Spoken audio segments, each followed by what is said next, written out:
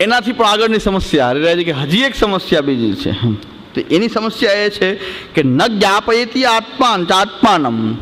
બરાબર સમજાય છે ને કે આમાં કંઈક આ સમસ્યાઓ છે એટલે ચિંતિત થવાની વસ્તુ છે, એટલે આમાં બીજું તો શું થાય. પણ સમજાય છે ને બધાને કે આ ગ્રંથ શું આગળ આપણે કહેવા માંગી રહ્યા છે. કે પ્રશ્ન આટલા બધા છે, હરિરાયજીને ચિંતા થાય છે કે આ જીવ શું કરે, સામાન્ય જીવ બિચારા ફસાય નહીં તો થાય શું આમાં. એટલી ચિંતાનો વિષય અહીં આ છે. હજી એક આગળ છે, હજી એની બીજી એક મોટી લાક્ષણિકતા વંચકોની એવી છે કે ન જ્ઞાપયતી ચ આત્માનમ યાવન નાશમ સ વંચક નાશયિત્યેવ ભવતી નિજ રૂપ સમાસ્થિત.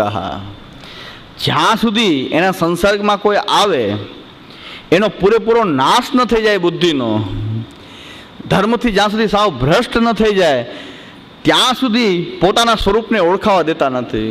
ત્યાં સુધી ન ઓળખાય કે જ્યાં સુધી પૂરેપૂરો એનો નાશ ન થઈ જાય ત્યાં સુધી એ ઓળખાતા નથી. અને નાશયિત્યેવ ભવતી નિજ રૂપ સમાસિત, એનો નાશ કરીને જ પોતાનું રૂપ, સાચું રૂપ પ્રકટ કરે છે કે હું આ છું. પણ નાશ કરીને, એના બુદ્ધિનો સર્વનાશ કરીને પછી એનું રૂપ દેખાડાય છે. ત્યાં સુધી નાશ થઈ ગયા પછી શું? નાશ થઈ ગયા, ભક્તિ માર્ગથી ભ્રષ્ટ થઈ ગયા, ભગવાનથી બહિર્મુખ થઈ જાય અને એવું આપણું પૂરેપૂરું સર્વનાશ કરીને પોતાનું નિજ રૂપ પ્રકટ કરે છે. આ મોટી સમસ્યા છે. અને જેનો નાશ થઈ ગયો હોય, બિચારા સર્વનાશ થઈ ગયો હોય તોય બિચારા નાચતા હોય. મેં ન કીધું તોય એ પાટોત્સવમાં નાચતા હોય. ભાગવત સપ્તાહનો વરઘોડો ઓલો કાઢે તેમાં આગળ બેસી નાચતા હોય. તમે બધા મરી ગયા છો, તમને મારી નાખ્યા આ લોકોએ, તમારો નાશ કરી નાખ્યો તોય તમે કૂદો છો, નાચો છો, આ લોકોની પાછળ પડો છો. તો પણ એની પાછળ ફરતા હોય. અને આપણને જોઈને આપણને આ બધું જ્ઞાન છે, હરિરાયજીના ગ્રંથો, મહાપ્રભુજીના ગ્રંથો જોઈએ તો આપણને આ વરઘોડો નીકળતા આપણે દશામાં જોતા હોય તેમ થાય કે આ બધા બીજા મરી ગયા એમને, તોય બિચારા ખુશ છે. અમે લૂંટાઈ ગયા, અમને મારી નાખ્યા તોય અમે ખુશ છીએ, તો પણ બિચારા ખુશ છે. કારણ કે મોનથાનો ડોઝ દીધા કરે, મોનથાનો ડોઝ એક આપ્યા કરે તો એને આનંદ આવતો જાય, વધુ ને વધુ આનંદ પ્રકટ થતો જાય. ઉપણા ઓઢાડે, આગળ બેસાડે, મનોરથી બનાવે.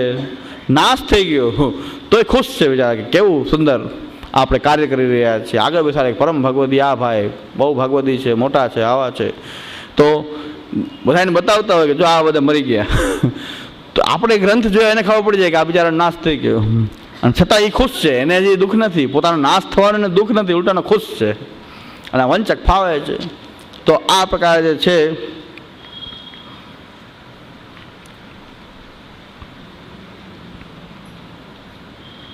ન જ્ઞાપયતિ ચ આત્માનમ યાવન નાશ સ વંચક નાશયિત્યેવ ભવતી નિજ રૂપ સમાસ્થિત. એ પોતે સર્વ ભ્રષ્ટ કરી દે, સાવ પૂરેપૂરા ભ્રષ્ટ કરીને પછી એનું રૂપ બતાવે. તો પછી તો શું? ભ્રષ્ટ થઈ ગયા પછી તો શું? તો ત્યાં સુધી કંઈ ખબર ન પડે. સાવ આપણને ભ્રષ્ટ એટલે આટલા બધા ડેન્જરસ છે, આટલા બધા ભયજનક છે. ઓલા આમ હાડપિંજરનું ચિત્ર દોરી નથી આપ્યું કે ખતરો, એવી આ ભય ચિહ્નો બધા હરિરાયજી બતાવે છે કે આ બધા ભય ચિહ્નો છે આ માર્ગની અંદર. બહુ ખતરનાક મોડ છે આ. એટલે બીજું, માર્ગ સ્થિતૈર્ભવત્યેવ તાદશો અત્યંત બાધક બલાત ન માર્યત્યેશ પ્રબુદ્ધ્યેવ ચ ઘાતક. મારવાની પદ્ધતિ કેવી છે, કેવી રીતે મારે છે આ લોકો વંચકો, કેવી રીતે મારે કે છરો લઈને આવીને બધાને કાપી નથી નાખતા. કોઈ છરીથી કાપી નાખે કે ભડાકા દેતા હોય એમ નથી મારતા. બહુ મીઠા ડોઝ આપીને મારે છે, બહુ સ્લો પોઈઝન આપે, ધીરે ધીરે મારે. એ કેવી રીતે મારે કે માર્ગ સ્થિતૈર્ભવત્યેવ એ તાદશો અત્યંત બાધક. જે પુષ્ટિ માર્ગની અંદર રહીને જે વંચક હોય, જે માર્ગની અંદર રહેલા હોય એ અત્યંત બાધક છે. બહારના તો ખબર પડે કે બહારથી આવેલ વ્યક્તિ છે એનો સંગ ન કરવો, ચાલો અવૈષ્ણવનો સંગ ન કરવો. પણ માર્ગની અંદર સ્થિતિ થયેલા, અંદર થયેલા વંચકો છે, અત્યંત બાધક છે આ લોકો. આ બધા શ્લોકો વલ્લભકુલને પણ લાગુ પડશે અને વૈષ્ણવને લાગુ પડશે, બધાને લાગુ પડશે. કારણ કે હરિરાયજી સ્પષ્ટતા કરી હતી કે આ બધું જ ગુરુમાં પણ જોવું, ગુરુ આવા કાર્ય કરતા હોય તો એમાંય આ બધું જોવું. તો દોષ જોવાનો ગ્રંથ છે ને, બીજું કંઈ છે? કોઈ કહેતા ને કે દોષ જોવા શું કામ? કોઈ આચાર્યો કોઈ દોષ જોયા છે? પુષ્ટિમામાં કોઈના દોષ જોવાય? આ ગ્રંથ જુઓ, હરિરાયજી શું કરી રહ્યા છે? તો હરિરાયજી તો દોષ જ જોઈ રહ્યા છે ને. તો દોષ જોવા જરૂરી છે ને, તો આપણો નાશ થઈ જાય. દોષ ન જોઈએ તો નાશ થઈ જાય કે નહીં? દોષ જોઈએ તો બચીએ, દોષ ન જોઈએ તો નાશ થઈ જાય. તો ઘણા આવી ભાવની વાતો કરતા હોય છે કે ભાઈ દોષ જોવાતા નથી કોઈના, આપણે શું કામ કોઈના દોષ જોવા દે, મુખરતા દોષ થાય ને ફલાણું થાય. પણ જે સાચી વાત જે કાંઈ છે એ રજૂ કરવી એ તો સત્ય કહેવાય, એ મુખરતા દોષ થોડો કહેવાય. સત્ય બોલી રહ્યા છો ને, જે વસ્તુ છે એ તમે કહો છો, નથી એ તમે કહેતા હો તો દોષિત છો. પણ જે વસ્તુ છે પૂરેપૂરી ખાતરીબદ્ધ હોય તો જ બોલવો. મારો પણ સિદ્ધાંત એ છે કે પૂરી ખાતરી થઈ જાય તો ઉલ્લેખ કરવો, બાકી ના કરવો. જ્યારે શંકા હોય કે સાચું હશે કે નહીં હોય તો એનો ઉલ્લેખ ના કરવો. પણ એકવાર ખાતરી થઈ જાય કે નહીં આ તો સત્ય છે, પછી એને કંઈ કહેવામાં એ દોષ નથી, પછી કંઈ મુખરતા દોષ લાગતો નથી. એટલે માર્ગ સ્થિતેર્ભવત્યેવ તાદૃશો અત્યંત બાધક, જે માર્ગની અંદર સ્થિતિ કરીને રહે છે એ લોકો અત્યંત બાધક છે. બહારના એટલા નડતા નથી, બહારના વ્યક્તિ એટલે ડિસ્ટર્બન્સ નથી કરતા, એટલા માર્ગની અંદર રહેલા લોકો જે છે એ પાછા આવા જો વંચકો હોય છે એ બલાત્ ન મારીએ, એ બળથી મારતાય નથી, બળમાં આવીને કોઈ સાથે કુસ્તી નથી કરતા. બલાન ન માર્યત્યેશ પ્રબોધ્યેવ ચ ઘાતક, એ તો બોધ કરી કરીને મારે છે. એટલે મારું તમારે ચેક કરવું, આ બોધ કરી કરીને કંઈક મારતો નથી ને, એ ભાષણ કરી કરીને, સત્સંગ કરી કરીને, બોધ કરી કરીને મારે. પ્રબોધ્યેવ ચ એ ઘાતક, એ પ્રબોધ્યેવ એટલે એ બોધ કરે, બીજું કંઈ મારે નહીં, કે કુસ્તી ન કરે, પણ આમ એ બોલી બોલીને બોધ કરી કરીને એ મારી નાખે. છલ બુદ્ધિર વિનાશાય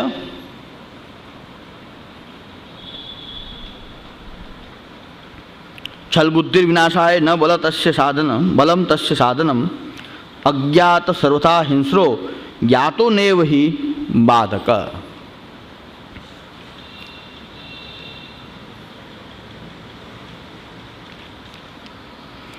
અને આ છલ બુદ્ધિર વિનાશાય ન બલમ તસ્ય સાધનમ, પણ અજ્ઞાત સર્વથા હિંસ્રો, આ છલ બુદ્ધિ જે છે એ છલ બુદ્ધિ વિનાશાય, વિનાશ કરવા માટે આ છલ બુદ્ધિ ન બલમ તસ્ય સાધનમ, એનું બલ એ સાધન નથી, પણ અજ્ઞાત સર્વથા હિંસ્રો, જેને એના સ્વરૂપનું જ્ઞાન નથી, સિદ્ધાંતનું જ્ઞાન નથી, ગ્રંથોનું જ્ઞાન નથી, એને જ એ લોકો પોતાની જાળમાં ફસાવીને એની હિંસા કરે છે. અને જે જાણતા હોય કંઈક પણ થોડું ઘણું પુષ્ટિ માર્ગ સિદ્ધાંત વગેરે જાણતા હોય એની પાસે તો આવે પણ નહીં. જ્ઞાતો નહીં હોય બાધક, એ જે એને જાણી જાય એને બાધક કરી શકતા નથી કે એને મારી શકતા નથી. તો આ મોટી સમસ્યા શહેરાઈજી અહીં વર્ણન કરે છે કે આપણે આનું શું નિરાકરણ કરવું. તો એ હવે આગલા શ્લોકો આપણે એનો કાલે વિચાર કરશું. આજે આપણે આ શ્લોકોને આપણે મેં ભૂમિકા આપી છે, એની અંદર શહેરાઈજી વંચકોની સમસ્યાનું અહીં વર્ણન કરે છે. આ લક્ષણો ગુરુમાં પણ હોય છે, શહેરાઈજી એ પણ સ્પષ્ટતા કરી, ગુરુમાં પણ હોય અને વૈષ્ણવમાં પણ હોય. તો આપણે હવે શું કરવું, કે કેવી રીતે એનું પરીક્ષણ કરવું, કે કેવી રીતે, કારણ કે કોઈ રીતે ઓળખી શકાય નહીં. બીજું એમાં ઉપાય પણ કીધો કે એની ઘરે નિવાસ કરીએ, એની સાથે રહીએ તો પણ આપણે બગડી જઈએ, એમાં કાંઈ ફેરફાર નથી, એને ઓળખી ન શકાય. તો એનું કેવું સામર્થ્ય છે કે ઓળખાતા પણ નથી, કોઈ રીતે ઓળખી ન શકાય. તો એ પાછા મારી જ નાખે ત્યાં સુધી ન ઓળખાય. વાર્તા પ્રસંગની અંદર, વાર્તા પ્રસંગમાં તો ભગવદીયની અંદર એક અલૌકિક સામર્થ્ય રૂપ દેખાય છે. પણ ચોર 252 વૈષ્ણવની વાર્તામાં એક વૈષ્ણવની ઘરે ચોર જે છે એ વૈષ્ણવનો સ્વાંગ ધરી અને એમના ઘરમાં આવી જાય છે. એ ખૂબ ભગવત ભક્ત હતા, એમને એક નાનો પુત્ર હતો, અને ચોર જે છે એ વૈષ્ણવનો સ્વાંગ ધરીને આવી જાય. આ તો એકદમ ભાવિક છે, વૈષ્ણવ આવે તો મારા મહદ ભાગ્ય છે, વૈષ્ણવ ઘરમાં આવે એની ખૂબ સરાહના કરી, એ ખૂબ સ્વાગત કર્યું, ખૂબ એમને રહ્યા, થોડી સાથે એ લોકોએ રહ્યા વૈષ્ણવની જેમ. પછી એક દિવસ આ બે પતિ પત્ની કંઈક બહાર ગયા હશે, કોઈ કાર્યાર્થ, આ લોકો ઘરમાં હતા કે વૈષ્ણવથી શું છુપાવવાનું, ઘરમાં પણ કંઈ વાંધો નહીં, વૈષ્ણવ હોય તો એમાં કોઈ ચિંતાની વાત નહીં, ઘરમાં એકલા રહે તો શું વાંધો. તો હવે ચોરને, જે ચોર જે આવ્યા હતા લૂંટવા માટે, એને એમ થયું કે હવે બરાબર મોકો છે, ઘરમાં કોઈ નથી, આ સ્ત્રી પુરુષ પણ બહાર ગયા છે, હવે એક છોકરો છે તો છોકરાને પણ મારી નાખે, એને મારી નાખે છે. અને ઘરમાંથી બધું લૂંટીને એ ભાગતા હોય છે. રસ્તામાં સ્ત્રી પુરુષ જે છે પાછા મળે છે કે અમારો શું અપરાધ થઈ ગયો, તમે જલ્દી જલ્દી ભાગો છો, પાછા પ્રસાદ લ્યો, ઘરમાં રહ્યો, અમારા શું અપરાધ થઈ ગયો કે એમને છોડીને ભાગો, તો વચ્ચે મળી ગયા. આમની દિનતા તો એવી હતી કે તે આ તો ચોર હતા અને મોકો જોતો હતો ત્યાં સુધી ભક્ત બન્યા હતા. એમને મોકો મળે ત્યારે એ ઘા કરે ત્યાં સુધી ઘરમાં અંદર આવી અને એ કરતા, છતાં એના મનમાં તો કોઈ ભાવ, બીજો દુર્ભાવ આવતો જ નથી. એ કે અમારા શું અપરાધ થઈ ગયા, તમે છોડીને જાઓ છો, પાછા પધારો. વચ્ચેથી એમ જવાય જ નહીં, ચોર કે મર્યા તો આ તો પાછો લઈ જાય છે. પાછા લઈ ગયા, પાછી શાકતા બધું કર્યું. તો એ પ્રસંગની અંદર પણ આપણને ખબર પડે છે કે એના પુત્રને મારી નાખવામાં આવે છે. એ મારી નાખે એવા ઘાતકી લોકો પણ હતા કે વૈષ્ણવનો ખાલી વૈષ્ણવનો સ્વાંગ ધરીને આવ્યા હતા, પણ એમનું કંઈક અલૌકિક સામર્થ્ય, વૈષ્ણવ ધર્મમાં આટલી દ્રઢ નિષ્ઠા હોવાને કારણે એ પુત્રને મરેલા હાલતમાંથી એ ઊભો કરીને ભગવાન નામ લેવડાવે છે, કે ઉપણો લઈને અહીં બાંધી દે છે, ડોક કપાયેલી હોય છે તો ઉપણો વગેરે બાંધી દે છે, પુત્ર પાછો સજીવન થઈ જાય. તો પણ આ લોકોમાં અભાવ આવતો નથી, આ બધી ક્રિયાની ખ્યાલ આવે તો પણ અભાવ આવતો નથી. એટલા ઉચ્ચ ધર્મવાળા હતા, તો એમાં એવું સામર્થ્ય પણ એવું હતું. પણ આજના જે જીવો જે છે, જો આંધળુકિયા કરીને બધા એનો વિશ્વાસ કરે, આવા ધર્મ દ્રઢ ન હોય, આ તો આટલી હદ સુધી પુત્ર મરી ગયો છે તો પણ એની દ્રઢતા ઓછી થતી નથી. વૈષ્ણવમાં કંઈ દોષ એમને દેખાતો નથી. એ કક્ષાની વાત આપણે 252 વાર્તા વાંચી સીધું આપણી પર લગાડશું તો આપણને આવો વિશ્વાસ, આખી આવી સમદ્રષ્ટિ કે આપણું આટલી હદે અહિત કર્યું હોય તો પણ હજી એમાં અભાવ ન આવે, એ તો બહુ ઉચ્ચ કક્ષાની વાત થાય. પણ આવા પ્રસંગો સમજાવીને લોકોને ભળવામાં આવે, છેતરવામાં આવે. આ પ્રસંગો 84 ને 252ની કથા કહીને જ મારે છે, કંઈ બીજું કંઈ મારવાનું બીજું કંઈ શસ્ત્ર લઈને નથી આવતા. વંચકો 84 252ની ભગવદ વાર્તા જ કરે છે, ભગવદ વાર્તા કરીને જ મારી નાખે છે. હરિરાજી કહે છે ને કે મારવાનું સાધન એનું આ જ છે, બોધ કરીને મારે.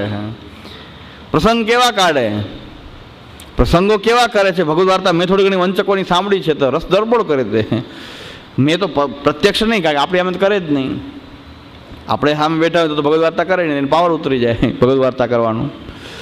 પણ એ બોધ કરીને એ એવા મારે કે વૈષ્ણવ અને ભગવાન વચ્ચે કોઈ અંતર રાખવાનું હોતું નથી. વૈષ્ણવ અને ભગવાન વચ્ચે બે એક સ્વરૂપ છે, એમ વૈષ્ણવનું મહત્વ ખૂબ બતાવે. એટલે પોતે સામે તાદૃશી તો આ જ દેખાતો હોય ને, કારણ કે સત્સંગ જો વૈષ્ણવનું આવું મહાત્મ્ય છે. હરિગુરુ વૈષ્ણવ સરખા લેખો, ભિન્ન ભાવ હૃદય ન દેખો, દાસપણું ત્રણેયનું ગ્રહેજો, તન મન ધન વિવેક સુજી ન બોલે. તન મન ધન વિવેક સુજી, કેટલું તનનો વિનિયોગ કરવો, કેટલો ધનનો કરવો, કેટલો મનનો કરવો, તન મન ધન વિવેક સુજી. તો એ દાસપણું ત્રણેયનું ગ્રહ કાંઈ વાંધો નહીં, પણ વિવેક રાખીને કરવું જોઈએ. પણ આવું બતાવે, વૈષ્ણવનું મહાત્મ્ય ખૂબ બતાવે. એવા પ્રસંગો એ 84 ને 252માંથી, એ 84 ને 252ના પ્રસંગો એમાં જોડે. બીજું એની પાસે કોઈ હથિયાર તો છે જ નહીં, આ જ હથિયારથી મારવું છે, પ્રસંગોના હથિયારથી મારવું છે. જો ઠાકોરજીને બધું સમર્પણ છે તો વૈષ્ણવને બધું સમર્પણ છે. વૈષ્ણવથી ભિન્નભાવ રાખવો તો હજી દુરાઈ રાખીએ છીએ આપણે. વૈષ્ણવથી જો આપણે ભગવત સ્વરૂપ નહીં માનીએ વૈષ્ણવને તો હજી આપણે કંઈક દૂરપણું રાખીએ છીએ, હજી આપણને પૂરો ભાવ થયો નથી, હજી મર્યાદામાં જ છીએ, શુદ્ધ પુષ્ટિમાં નથી આવ્યા. પ્રસંગ તાકશે કૃષ્ણ દાસે સોંપી પરને પ્યારી રે. તો એ કૃષ્ણ દાસે સોંપે પરની પ્યારી રે. હા, તો એવી વાત કરે. તો હવે આ પ્રસંગની પણ જરાક સ્પષ્ટતા કરી દઉં. 84 ને 252ની વાત જે છે એ કેવી છે ને કેવી રજૂ કરવામાં આવે, કઈ રીતે રજૂ કરવામાં આવે. હકીકતમાં આપણને તો એવો ક્રોધ આવી જાય કે 84 ને 252 છે શું, એ ફળની વાત છે. 84 252 આપણે તો ફલરૂપ એ ભગવત ભક્તો છે. શ્રી વલ્લભ વિઠ્ઠલ પ્રભુને પ્રસન્ન કરવા ચાહે નથી અવર ઉપાય, હરિભક્તના ગુણ ગાય. આ ગુણગાન ગાવાથી તો શ્રી મહાપ્રભુ ગુસાઈજી પ્રસન્ન થઈ જાય એવા ભક્ત છે આ. હવે હું આ કૃષ્ણ દાસે સોંપી પરને પ્યારી રહે, આ એની ભગવદ વાર્તા. એટલે બહુ ભાવ તરબોળ એવો પેલા ભાવ જગાવી દે અને એકદમ ભાવાવેશમાં લાવી દે. એટલે આ પ્રકારની વાત છે કે આવું કરે. એવા એક મહાનુભાવ ભગવદ વાર્તા કરવા એક વખત શિબિરમાં આવી ગયા અહીંયા. એક દિવસ બિચારા આવ્યા, પછી સહન ન થાય, આગળ જ બેઠા. આજે આ કેમ અહીંયા, હું તો જોઈને ચકિત થઈ ગયો, આ અહીંયા પ્રગટ આ મૂર્તિ. એટલે હા આ એ કેમ પ્રકટ થઈ? તો એક દી અહીંયા આવી ગયા, આગળ બેઠા. આ ઓલો તો કે વાહ, તો પણ એકવાર આવી ગયા. મેં કીધું આ તો મહાન વંચક છે. બરાબર, બધા લક્ષણ જો આ છે, બધા લક્ષણ આમ બિરાજે જ છે. તો આ પ્રકારના લોકો આટલી હિંમતે કરી શકે એવું કંઈ નથી. હવે આ પ્રસંગ શું છે કહી દઉં.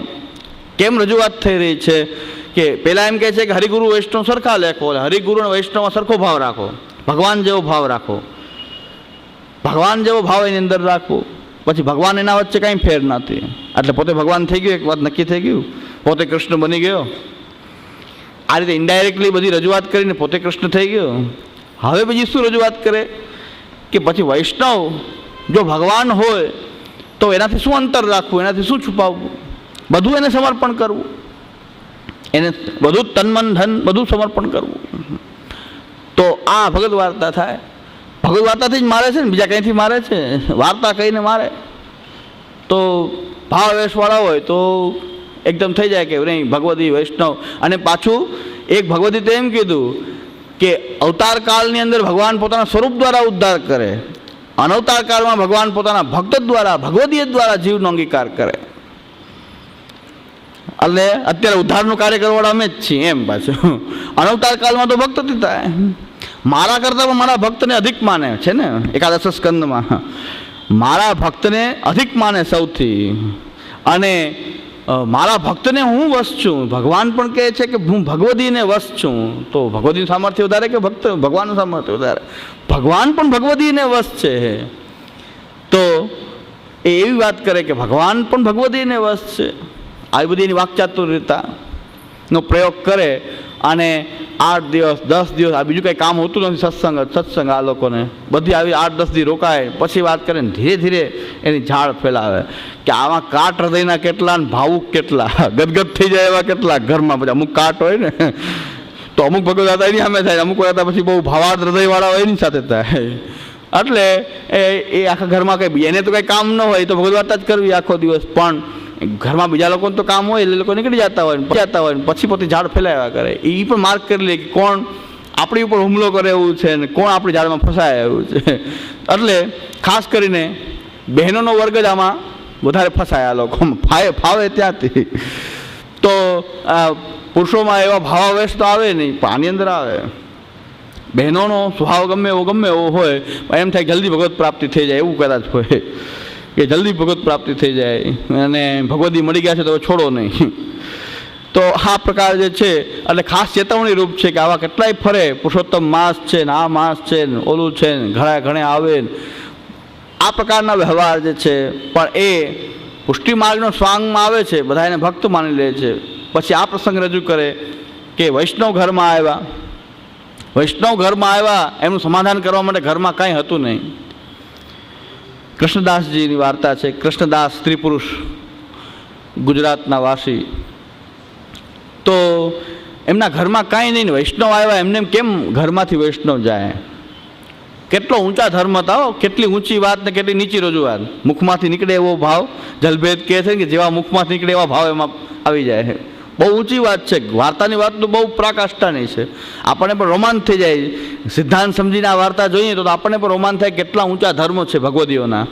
પણ એ ભગવદીના ધર્મ આવા વંચકના મુખમાંથી નીકળે છે કેવો સ્વાંગ ધારણ કરી લે છે.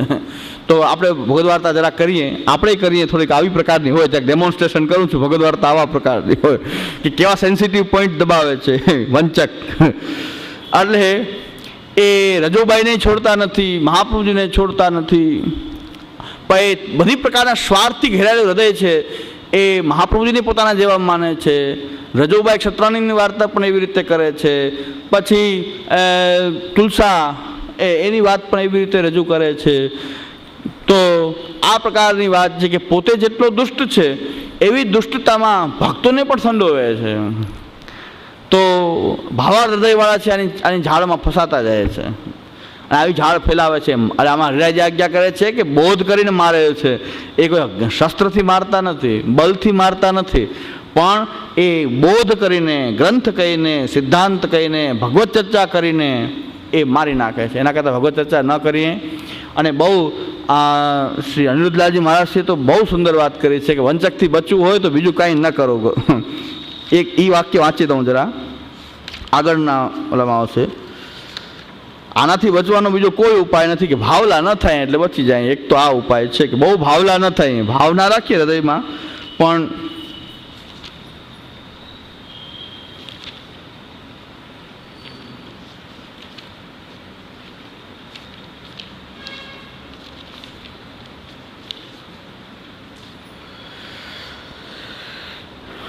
અહીંયા આ પેજમાં 40મા પેજમાં વાંચીએ. શ્રી અનિરુદ્ધલાલજી શું કહે છે કે અનિરુદ્ધલાલજી મહારાજથી તો ખરેખર કૃપા કરી ગયા, બધો નિચોડ આપી દીધો. આપણી સમસ્યાઓ એટલી બધી, પણ નિચોડ એક વાક્યમાં આપી દીધો કે આ સંગત કોઈનો ન કરીએ તો વાત જ પૂરી થાય ને. ગમે તે અજાણ્યા લોકોને ઘુસાડવા જ નહીં, વાત પૂરી થાય. એ વાત કહી રહ્યા છે કે શું કરવું, કે શાસ્ત્રો સત્સંગના મહિમાની ઘણી પ્રશંસા કરે છે, સત્સંગની બહુ પ્રશંસા કરે છે. એટલે આ લોકો ફાવી જાય છે કે ભગવદીનો સંગ તો બહુ ઉત્તમ, સત્સંગની બહુ પ્રશંસા કરે છે શાસ્ત્રમાં. પણ આ કલિકાલમાં સંગ કરવા લાયક સાચો ભક્ત ક્વચિત જ મળી આવે છે, ક્યાંક જ મળી આવે. કે અત્યારે એટલા બધા ભગવદી થઈ ગયા, 500 વર્ષમાં 84ની સંખ્યા વધી નહીં. 500 વર્ષમાં અત્યારે ગામે ગામ 84 નીકળે, એરિયા વાઇઝ 84 પ્રકટ થાય. એટલે હું આ એક વખત અંકલેશ્વરની 2-3-4 વર્ષ પહેલાં અંકલેશ્વરમાં શિબિર હતી, ત્યારે મેં આમ કીધું કે ભાઈ અત્યારે તો પહેલાં 84 ને 252 જ ભગવદી છે અત્યાર સુધી, પણ અત્યારે તો બધે જ પ્રાપ્ત છે. જે એરિયામાં જાઓ એમ કે આટલા ભગવદી અહીંયા, આટલા ભગવદી અહીંયા. તમે કથા સાંભળી હોય કે ન સાંભળી હોય, એક બાપા હતા અહીં હાલોલના, પણ લીલા કરતાં બધી એની લીલાસ્થળી અહીંયા પ્રકટ ભલે હાલોલમાં હોય, પણ લીલાસ્થળી સૌરાષ્ટ્ર. સૌરાષ્ટ્રમાં શું એક શીશી આપતા, તેલની શીશી આપતા. તેલની શીશી આપે ને તેલ ઘસવાનું, સાનુભાવ થાય. કેટલો શોર્ટકટ, સાનુભાવનો ભગવાનનો અનુભવ થાય, સાક્ષાત્કાર થાય. ખાલી તેલની શીશી આપે, તેલ તમારે ઘસી લેવાનું, તેલ ઘસી લેવાનું, તેલની બધાને શીશી આપે. મેં કીધું તેલનો વેપાર નહોતા કરતા ને, કંઈક ધંધો કરે તેલનો હોય, એ બાને એક શીશી બધાને આપે અને તેલની શીશી આપતા. પછી મેં કન્ફર્મ કર્યું તો અમારે એક ક્લાસમાં એક બધો ભાઈ નિયમિત અમારા જે વર્ગ ચાલે છે, એ ભાઈ કીધું હા કે મેં તો ઘસાવેલું જ છે. મેં કીધું હું ખોટો નથી, તો આપણે જોયું નથી, સાંભળેલી વાત કરવી અધરો અધર. તો એ ભાઈ અમારા જે ક્લાસમાં આવે આ બધું અધ્યયન કરવા જતા, એણે કીધું કે આ વાત સાચી છે ને, મેં ઘસેલું જ છે. તો કંઈક સાક્ષાત્કાર થયો, કંઈક સાનુભાવ થયો કે મને તો કાંઈ થયું નહીં, તોય કાંઈ બોલાય કેમ? તો કે એમ લાગે કે બધાને સાનુભાવ થતો હશે, મને નહીં થતો કે હું નાસ્તિક છું. કે મને તો કાંઈ થયું નહોતું, પણ મને એમ કે જો આ તેલ અલૌકિક તેલ આપતા હોય, ખાલી તેલ ઘસવાથી સાનુભાવ થાય. આ વાત સાંભળેલી ખરી, પ્રત્યક્ષ મને ખબર નથી, હું બોલતો નહીં, પણ આ પ્રત્યક્ષ મને પ્રમાણે મળી ગયું કે એ તો હાથે રહેલા કે અમે તો ઘસેલું છે. તો બસ કલ્યાણ થઈ ગયું. તો પણ મેં તમે કીધું નહીં કે મને આમાં કેમ કાંઈ સાનુભાવ નથી થતો, તેલ ઘસાયું પણ કાંઈ થતું કેમ નથી, કે કાંઈ બોલવાની હિંમત ન થઈ. એ જ એને સામર્થ્ય, એ તેલ ઘસતા હશે સામર્થ્ય કે એને આ બધાની લીલા. કોઈ બીજાને કાંઈ દુસંગ વિજ્ઞાનનો બહુ અનુભવ હોય કે ન હોય, પણ જન્મથી સૌરાષ્ટ્રમાં રહીને બધે ફરો અને વાત સાંભળો તો દુસંગ વિજ્ઞાન પ્રકાર નિરૂપણ આપને આખું સામે તરી આવે. કેટલા છે આવા 84 252 પછી કેટલા પ્રકટ થયા ભગવદીઓ, કેવા એવા શોર્ટકટ. મહાપ્રભુજીને વિચાર ના આવ્યો કે સાનુભાવ કરવા માટે કોઈ તેલ શોધી શકાય. તેલ શોધ્યું અને તેલ લગાડો સાનુભાવ. મેં કીધું તેલ લગાડી દેતા કે આપણે લગાવવાનું? ના, એક શીશી આપતા ખાલી. મેં બધાને કે ઘસે. મેં આપણે તો સૌરાષ્ટ્રમાં એવા છે ઘસાવાય ભાગો માથું તરે. બાપા ઘસો, બીજું શું થતો હોય સાનુભાવ તો આપણા તો એવા છે. મેં કીધું ઘસી દે તો માથું ધરે, કે ઘસો ને કે સાનુભાવ પ્રકટ થતો હોય તો ઘસાવી દે, માથું ધરી દે. તો એ કે એમ નહીં, શીશી બધાને આપે, સત્સંગ કરે પણ તેલની શીશી બધાને આપે, બધા લગાવવાનું તેલ. પાછું કોઈ બોલ્યું નથી એના મોઢે કે અમને થયો નહીં. એમ આપણે એમ કહીએ કે સાનુભાવ ન થયો તો કંઈ આપણે એક નાસ્તિક શું બધાને થતો હશે ને આપણને એકને નહીં થતો હોય, કદાચ એવું બને. એટલે એમ શરમ ધર્મ બધું એને ચાલ્યું ગયું. તો એ કાંઈ થયું નહીં, તેલ ઘસો ને સાનુભાવ. મારી પાસે એક હિંમત તો એવી થઈ કે એક વૈષ્ણવ તો મારી પાસે આવ્યા અને મને એમ કીધું કે મારા હાથમાં મહાપ્રભુજી આખો દિવસ મારા હાથની હથેળી ઉપર બિરાજે અને મારી સાથે વાત કરે. નહીં ભલે કરે, હથેળીમાં વાત કરે, પણ અમારે હથેળીવાળા મહાપ્રભુજી નથી જોતા, એટલે તો અહીંથી જવા. કારણ કે એ કે હથેળી મહાપ્રભુજી મારી સાથે તમે વાત કરે, સામગ્રી કરતો સામે બિરાજી જાય અને હું બાપા બાપા કહું. મહાપ્રભુજીને બાપા કહેવાનો મારો એટલો વ્યવહાર છે બેયને. મેં કીધું અમે તો એના પુત્ર છીએ તો બાપા કહેવાનો અમને અધિકાર નથી, તો એના કરતા હોય તો આ માનસ પુત્ર. પણ થોડીક આધુનિક શિક્ષા લીધી હોય એ પણ કામમાં તો આવે, એનો વિનિયોગ તો થાય. થોડા ઘણા સ્કૂલ કોલેજમાં ભણ્યા અને થોડો ઘણો અમે તો ઓલો કાળા કોટે પહેરીને ફર્યા એટલે એ અઠંગ ખેલાડીઓને જોયા હોય, કોર્ટમાં વિટનેસ બોક્સમાં બોલાવીને જુબાની લીધી હોય, એટલે 7 વર્ષ વકીલાત કરી એ ફાયદો થયો કે આવા અઠંગ ખેલાડી પણ જોયા હોય. તો હવે આવા ઘણા નીકળી પડતા હોય તો બહુ જલ્દી એવો વિશ્વાસ આવે નહીં. તો મારી સામે આવીને રજૂઆત કરેલી કે અમારા હાથમાં એ મહાપ્રભુજી અહીંયા હાથમાં બિરાજે અને સામગ્રી કરતો સામે બિરાજી જાય અને એ બિરાજેનું સામગ્રી કરું. તો ભાઈ જે હોય પણ અમે એ વાતનો વિશ્વાસ કરતા નથી અને અમે તો એના વંશમાં જન્મેલા છે.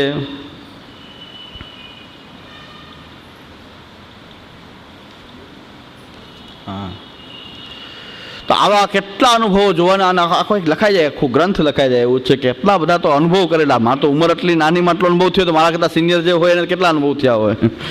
કારણ કે મારી ઉંમર એટલા 38 વર્ષ છે, તો 38 વર્ષમાં આટલા અનુભવ થયા કે પ્રત્યક્ષ આવા બધા કેટલા કિસ્સાઓના. તો જે મોટા હશે એને તો બધું પ્રત્યક્ષ કેટલું જોયું હશે, આનાથી કેટલા બીજા ઠંગ હશે.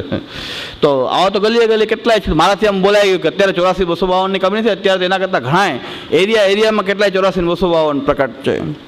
ત્યાં એક બેન ઊભા થયા, આવા સત્સંગી હશે ને કોકના સંઘમાં, એને એમ જરાક લાગી આવ્યું, ઊભા થયા કે શું આપ એમ કહેવા માંગો છો કોઈ ભગવદી અત્યારે છે જ નહીં?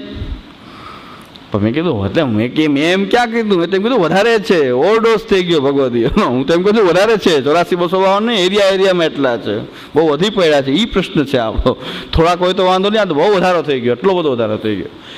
આ બધા વંચકો. હવે કૃષ્ણદાસે પરને સોંપી પ્યારી રહે, તો શું બધા આ સિદ્ધાંત અપનાવવું કે વૈષ્ણવ કોઈ આવે એટલે પોતાની સ્ત્રી પણ સોંપી દેવી? આ સિદ્ધાંત છે? કૃષ્ણદાસે પરને સોંપી પ્યારી રહે.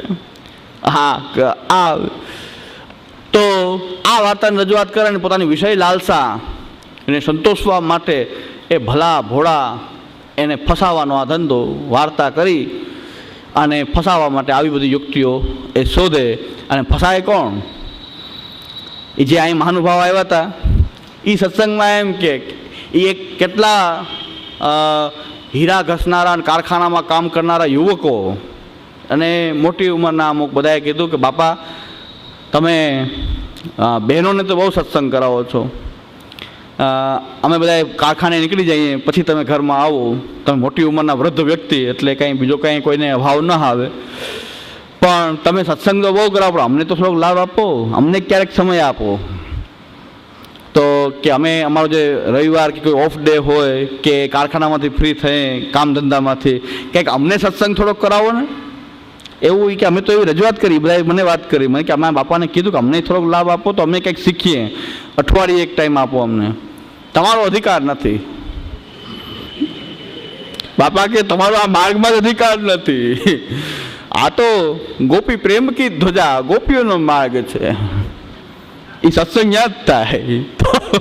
અને એ ભાઈ જો આવ્યા તો મને કેટલું આમ થાય કે એ સામે અહીંયા પ્રવચન સાંભળવા આવ્યો શું? મેં કીધું આ ક્યાં આવી ગયો કે અહીંયા હજી માયાજાળ ફેલાવી છે કે શું? અમદાવાદ હજી પૂરું નથી થતું કે હજી અહીં એને કંઈક જોઈએ છે શિકાર, એટલે આવા શિકારી લોકો. તો એ કે અમને આવું કીધું એને તો કે આ માર્ગમાં તો ગોપીઓનો માર્ગ છે, આ તો વ્રજભક્તોનો માર્ગ છે, તમારો અધિકાર નથી. તમે કામ ધંધો કરો, સવારે 8 વાગ્યામાં નીકળી જાઓ અને રાત્રે 9-10 વાગે આવો, ત્યાં સુધી હું ઘરમાં ફેરા કરું, રસ ચાખત ડોલત ઘર. આ પછી ભગવદી એવા કે આવી રીતે બેસાડીને સત્સંગ ન કરે, ઘરમાં જઈને પર્સનલી લાભ દે. કે ઘરમાં કેટલું હિત વિચારે, સવારે 7 વાગ્યામાં સાયકલ બહાર કાઢે, સવારે 7 વાગ્યામાં પાછો 1-1.5-2 વાગે ઘરે આવે, સતત દૈવી જીવનો ઉદ્ધાર, દૈવોદ્ધાર પ્રયત્ન. એટલે એ દૈવોદ્ધાર પ્રયત્ન સતત સવારે 7 વાગે સેવા નહીં કાંઈ નહીં, સવારે 7 વાગે નીકળી જાય, પાછા 1.5-2 વાગે ઘરે આવે, પ્રસાદ લઈ કલાકે આરામ કરવો પડે ને, બહુ સત્સંગ કરે તો 1-1.5 કલાક આરામ કરે, પાછી 3 વાગે પાછી સાયકલ નીકળે બહાર. પછી મારે કુદરતી ભગવત કૃપા, પાછી ભગવત ઈચ્છા કાંઈક એવી હોય તો શું થાય? ભગવત ઈચ્છા કે બહુ આનું સામ્રાજ્ય ચાલ્યું, 10-20 વર્ષ આ બાપાએ ખૂબ ચલાવ્યું સામ્રાજ્ય. પછી કંઈક વૈષ્ણવ કંઈક થયું હોય તો એ અહીંયા વિનંતી કરી, તો મારી શિબિર થઈ,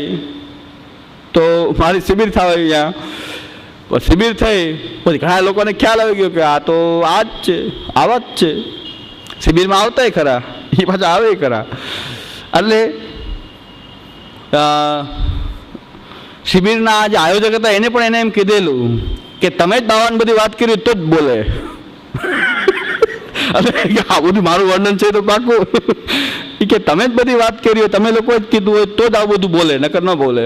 કે અમે કાંઈ થોડું કહીએ કે તમે આમ બોલો, અમે કાંઈ શિબિરમાં શીખવાડીએ કે આમ બોલો કે આમ બોલવાનું છે. એટલે ઘણા લોકોએ કહી દીધું કે હવે જો અહીં સાયકલ દેખાડે તો બધી વાત છે. એટલે ઘણા એરિયામાં સાયકલ બંધ.